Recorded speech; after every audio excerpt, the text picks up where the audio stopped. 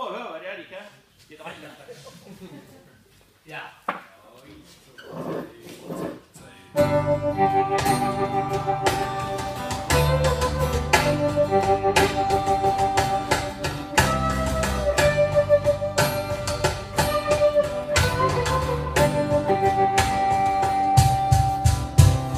Kære, hvor er, hvordan kan det være, at ikke er nogen, som kan se i fremtidens spor i, hvordan det vil gå. Jeg må en gang blive for en, bliver tyk eller tyk, bliver rig eller fattig, bliver glad, bliver sur eller glad. Kære, hvor er det sommer på fjerde, og tiden den flyver afsted. Så jeg tror nok jeg tør tage mig mod til at spørge, når du vil hjælpe mig med. Vil du give mig trøje nummer 11 på ryggen, på det rigtige landsholdsgang? Kære, hvor er basker på min mor, far og min søster og bror. Og husk at det er andre nummer 11 jeg vil være. Husk det nu, kære, hvor er.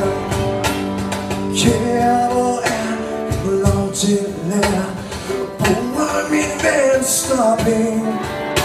Jeg vil træne hver dag til mit fod falder af. Til dagen er dækket af sne. Hvis du ser bold ind i feltet, så rykker jeg uden en to-mand og sko.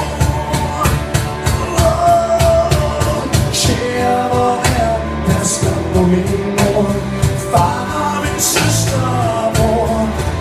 Og husk at det er andre nummer 11 jeg vil være. Husk det nu, kære, hvor er.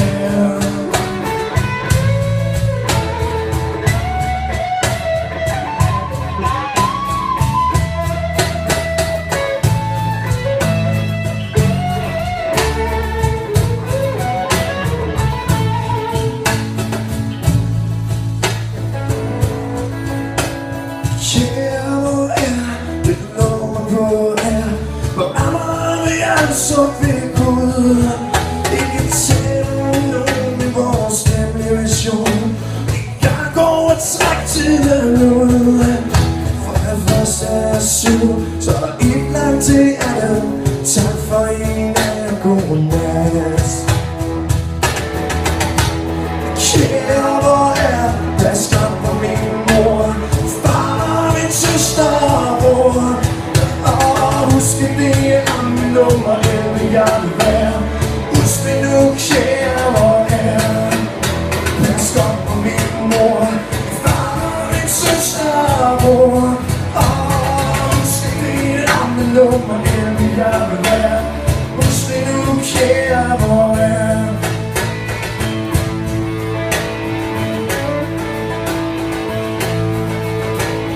Husk det nu, kære, hvor er.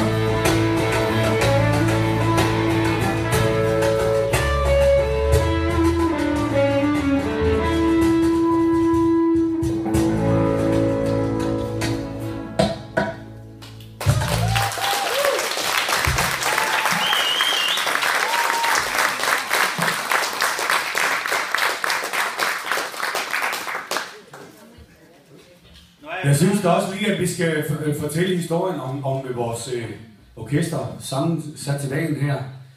Mikkel Bak, som vi kalder os. Det startede faktisk med, at John ringede til mig for nogle måneder siden og sagde, kan du ikke få Michael Falk til at komme og synge det her nummer for Mikkel?